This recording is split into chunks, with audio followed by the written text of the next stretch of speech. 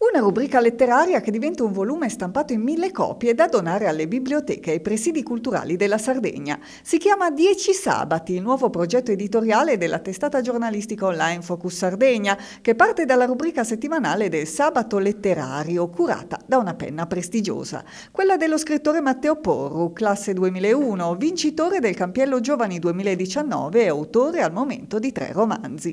È lui che ogni settimana seleziona e racconta per Focus Sardegna vita e opere di autori sardi meno conosciuti, talvolta dimenticati. E proprio per non perdere la memoria di questi intellettuali arriva l'idea di 10 sabati.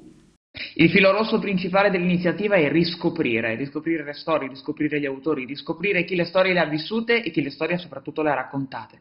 Quindi 10 sabati di fatto è una grande collezione di tutta quella massa enorme, gigantesca di vicende, di esperienze di vita che in qualche modo sono andate perdute, voi per il caso, voi per tante cose, e in questo frangente, in questa condizione poi riuscire a trasformare e rendere questa cronaca qualcosa di speciale, qualcosa di molto più grande. Tutti sono legati dal fatto che scrivono per necessità, scrivono per bisogno, scrivono perché è un qualcosa di cui non possono fare assolutamente a meno.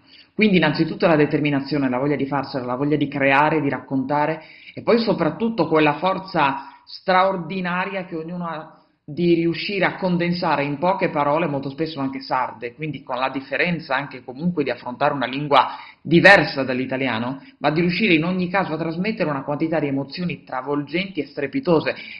Perché il volume 10 sabati possa diventare una realtà, Focus Sardegna ha avviato una raccolta fondi con vari livelli di ricompense a seconda delle donazioni. Tutte le informazioni per partecipare alla campagna si possono trovare sulla pagina Facebook di Focus Sardegna e cercando 10 sabati sul sito di Produzioni dal Basso. L'iniziativa è partita lo scorso 1° maggio e da lì durerà, inutile dirlo, per 10 sabati.